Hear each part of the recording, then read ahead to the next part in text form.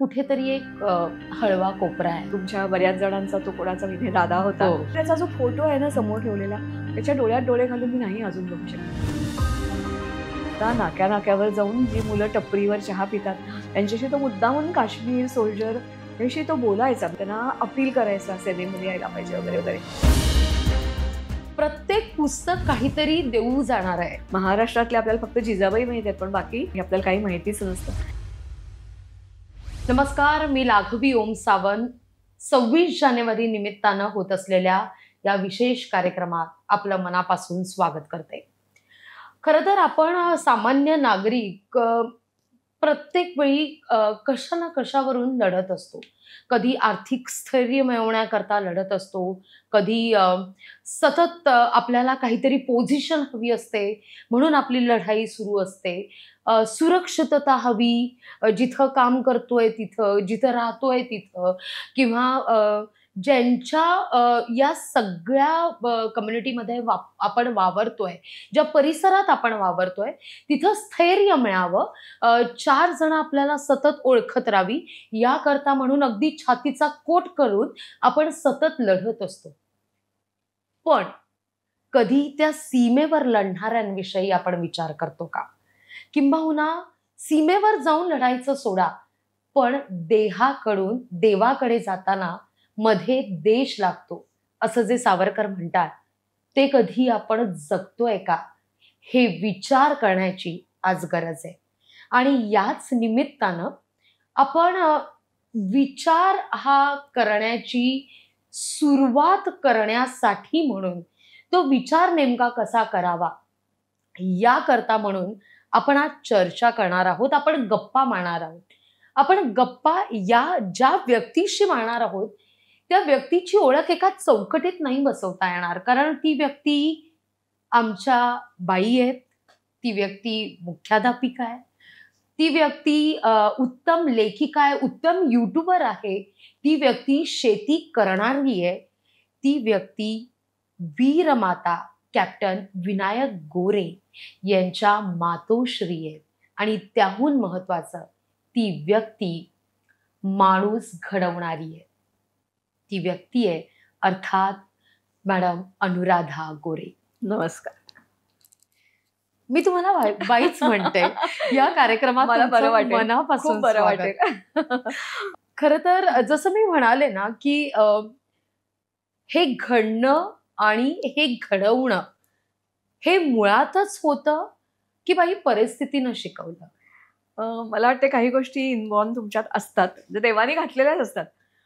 तुम्हाला ते ओळखता आलं पाहिजे आणि देव तुमच्या समोर परिस्थिती अशी तयार करत जातो, त्याचा मला फायदा घेता आला पाहिजे. म्हणजे आपण म्हणतो ना काही कोजागिरीला की डाळ ठकठक ठकठक ठकठक करत येते आणि आपण झोपलो असलो तर पुढे जाते. पण ते डाळ ठकठक आपलं होत आहे हे ओळखण्याची ताकद आपल्याला हवी.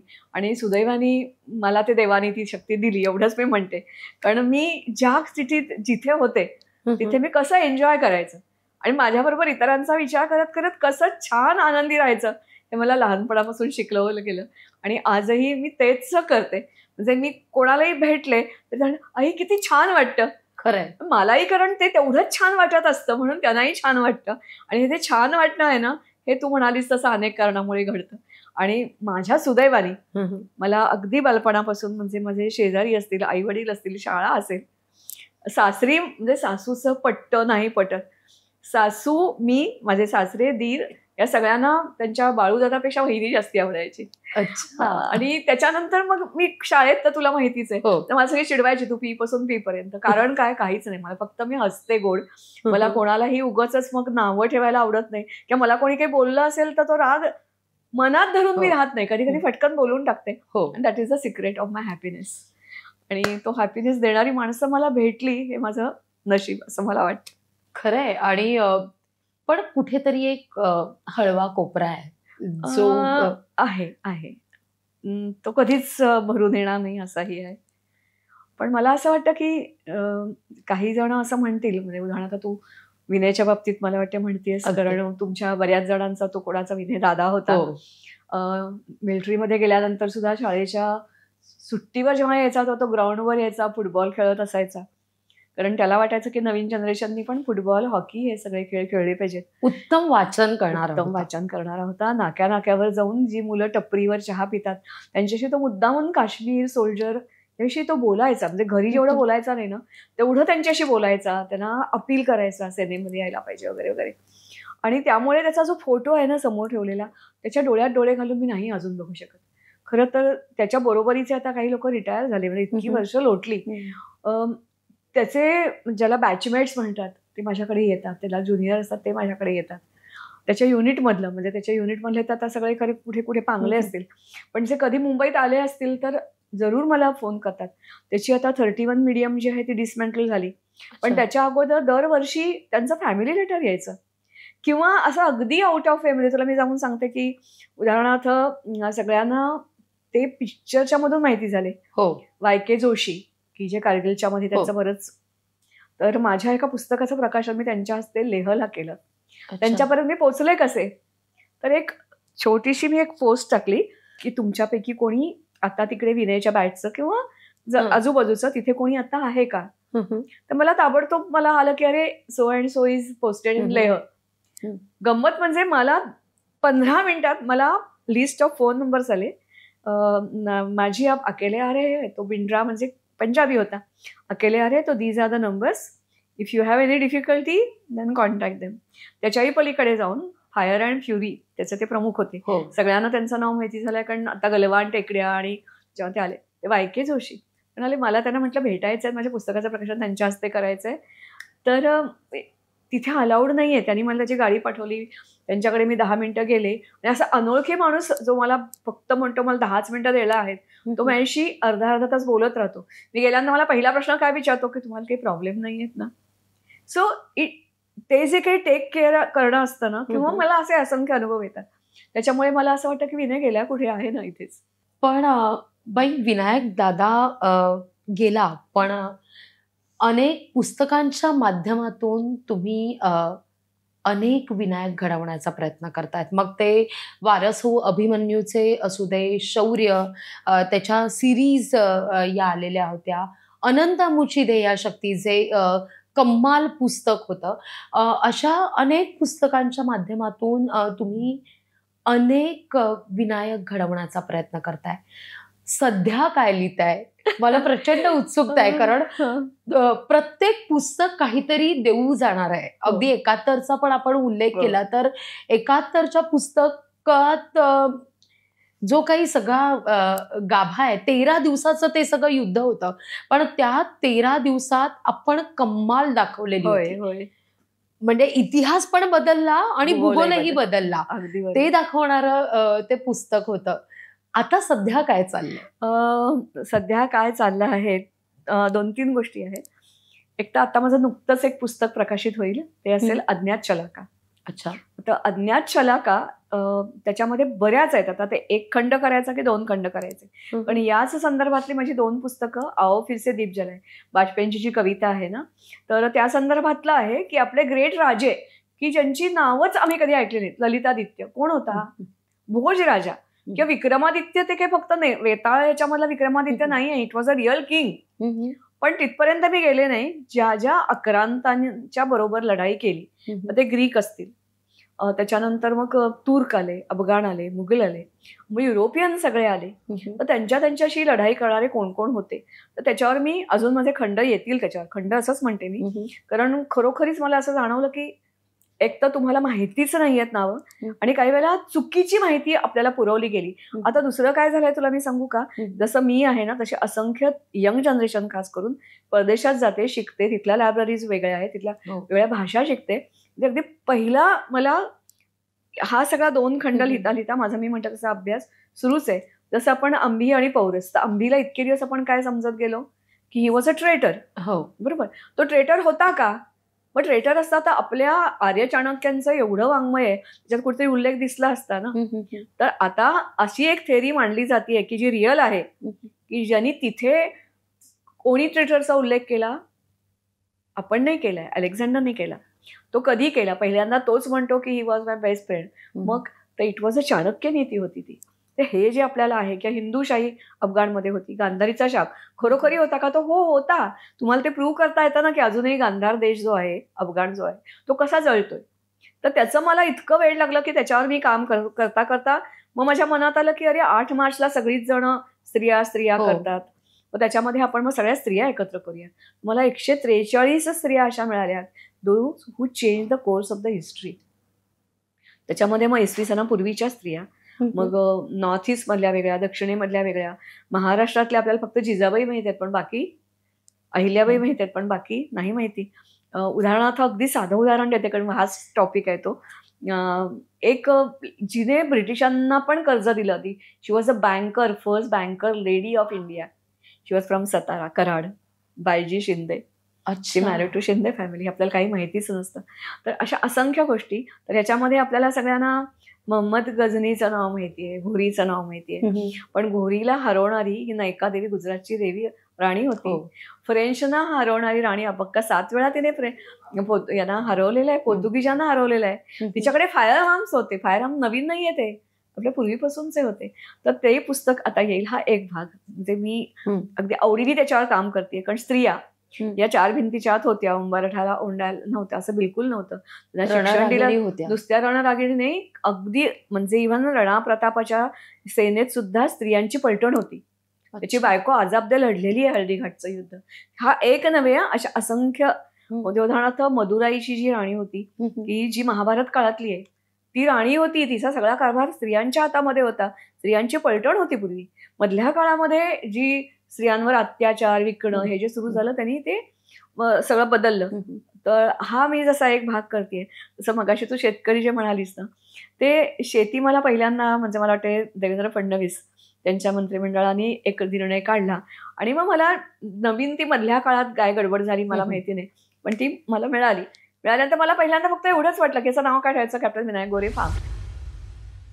ही रुजवण आहे. मग ती रुजवण तुमच्या लेखनामधून असू दे, ती वाचन संस्कृतीतून असू दे, किंवा साधा कागदाचा कप्पा पण टाकायचा नाही, कारण ती एक प्रकारे देशसेवाच आहे. जर परिसर आपल्याला स्वच्छ ठेवायचा आहे, आपला परिसर किंवा माझ्या घरातला केर जर आपण बाहेर टाकतोय आणि घराच्या स्वच्छतेविषयी विचार करतोय, तर मग इथलं काय? ही वैचारिक स्वच्छता पण तितकीच महत्वाची आहे. आणि मग ते आपण आपल्याला प्युरिफाय करण्यासाठी म्हणून कुठंतरी आपल्यालाच आपली वाट निवडावी लागते. तुम्ही काश्मीरमध्ये सुद्धा गेलात, तुम्ही काश्मीरची सगळी परिस्थिती पाहिली. अजूनही घुसखोरांचा काश्मीर ही जी ओळख आहे, काश्मीर तसंच आहे 370 लागू झाल्यानंतर? मला वाटते काश्मीरच्या बद्दल एक तर आपल्याला खूप अपुरी माहिती आहे. म्हणजे कश्यप ऋषींनी बसवलं ते काश्मीर, आणि त्याच्याशिवाय काश्मीरचा पहिला जो इतिहास आहे ना, तो सगळा पुसला गेला, फार पुसला गेला. पण घुसखोरी फक्त काश्मीरमध्ये होतीये का? हा एक भाग झाला. 70 नंतर काही बदललंय का? हा दुसरा भाग झाला. आता जे गव्हर्नमेंट आलंय हा तिसरा भाग झाला. आणि आता लढाईच्या दृष्टिकोनातून बघितलंच तर मला कित्येक वेळेला वाटतं की जे मीच म्हणते असं नाही, की अजूनही जेवढं सरकारच्या पातळीवरून व्हायला पाहिजे, म्हणजे कदाचित असंही असेल की मी म्हणणं खूप सोपं आहे ना, कारण मी एक सामान्य स्त्री आहे. ते जे दिल्लीत किंवा संरक्षण व्यवस्था करणारे जे आहेत ना, त्या लोकांनी वेगळा विचार, म्हणजे माझ्यापेक्षा नक्कीच विचारी असतील, माझ्यापेक्षा त्यांना इनपुट्स जास्ती असतील, पण काश्मीरचा विचार आपण खूप वेगळ्या प्रकारे केला आणि चुकीचे निर्णय स्वातंत्र्यानंतर घेतले गेले. म्हणजे उदाहरणार्थ जेव्हा मी सियाचीनचं पुस्तक लिहित होते तेव्हा मला जाणवलं की आपण कित्येक पोस्ट अशा होत्या की तिकडे आपण गेलोच नाहीये. म्हणजे गिलगिट बाल्टिस्तान हा जो भाग आहे ना, पीओके पेक्षाही मोठा भाग आहे, त्या भागामध्ये आपण एक बंदूकही गोळीही चालवली नाही, पण तो गिलगिट बाल्टिस्तान आपल्या हातून गेला. अगदी साधा झेंडा आपला काढला गेला, त्यांचा झेंडा रोवला गेला. त्यावेळेला आर्मी ती जी होती तेव्हा आपण त्यांना जे कोणी आले होते आक्रांता त्या सगळ्यांना ढकलत होतो. तेव्हा जो 47 साली त्यांनी 7 पॉइंट प्रोग्राम केला होता की जो मी सांगते म्हणून नव्हे, तर आर्मीच्या प्रमुखांनी लिहिलेल्या पुस्तकात तुम्हाला तो मिळतो. तो आपण चक्क त्यांना करूच दिला नाही. इंटरनॅशनल रिलेशन जे काय न्यायालयात गेलो आणि तो प्रश्न ताटकळत ठेवला.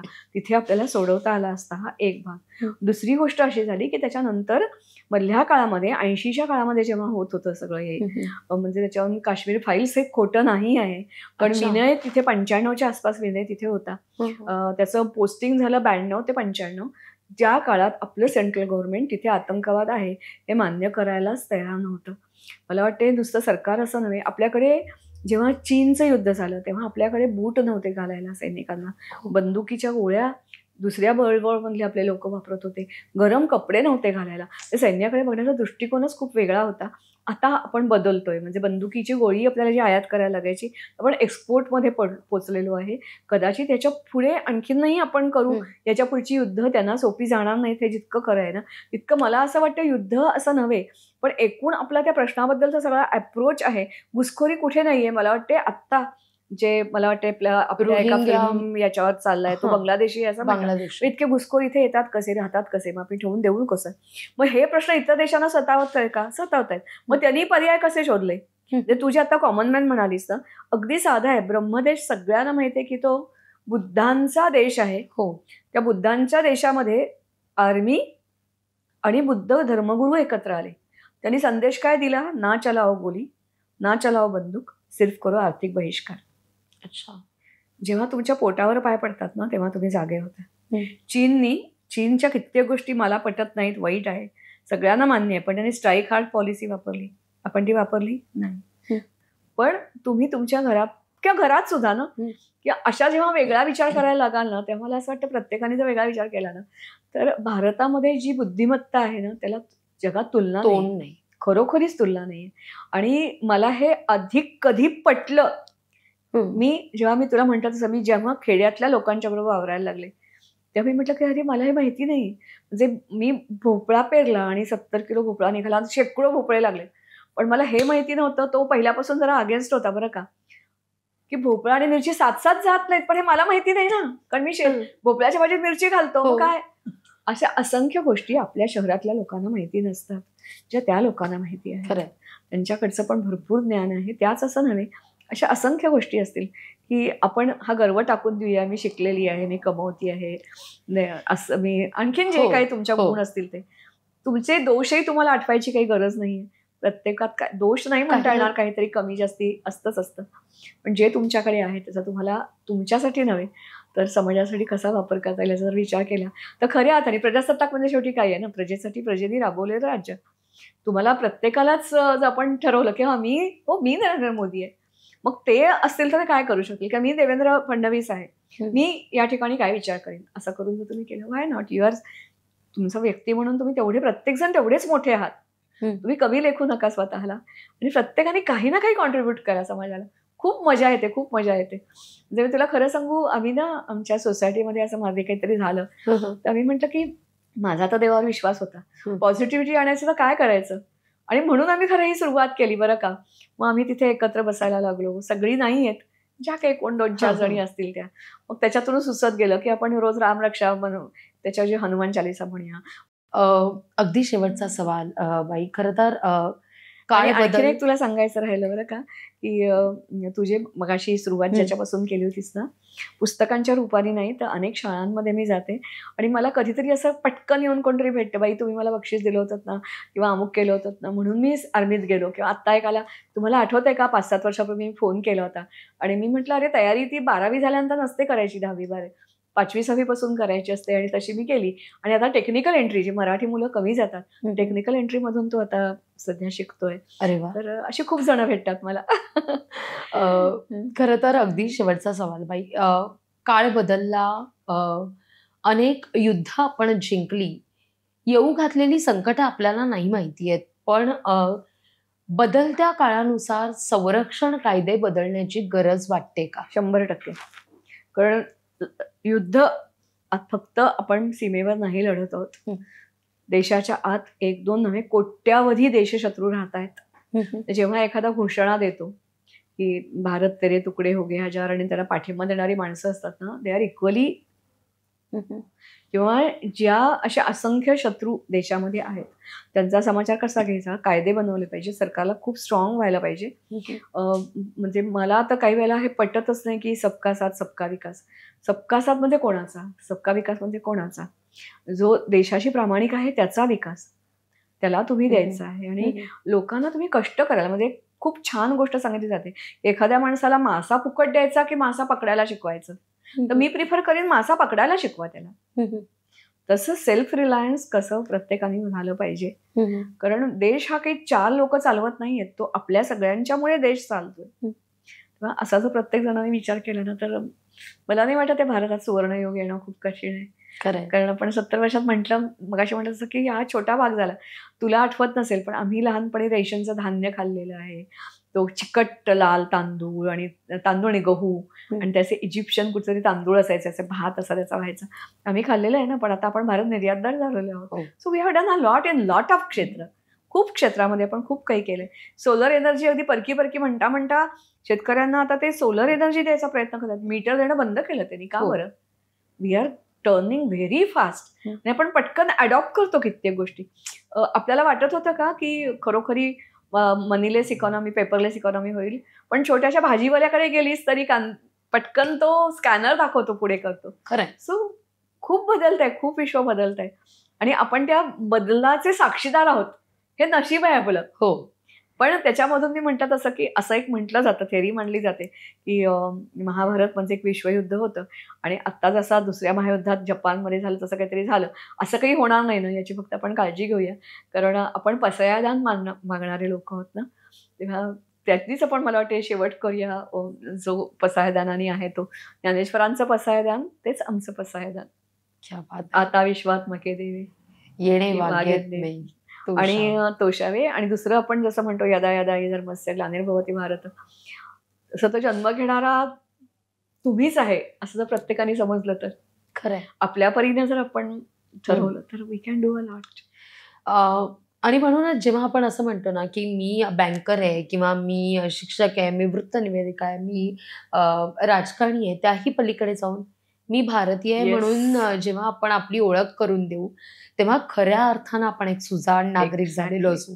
आणि आज ती गरज आहे. खरी गोष्ट आहे, अगदी बरोबर आहे. आणि याच नोटवर खरं तर आपण इथेच थांबूया. बाई, आज तुम्ही इथे आलात आणि इतक्या मनमोकळ्या गप्पा म्हणण्यापेक्षा विचारांचं सोनं लुटलं, त्याबद्दल तुमचे मनापासून आभार. मी सांगू का, तू होतीस म्हणून आणखीन मोकळेपणाने मला बोलता आलं.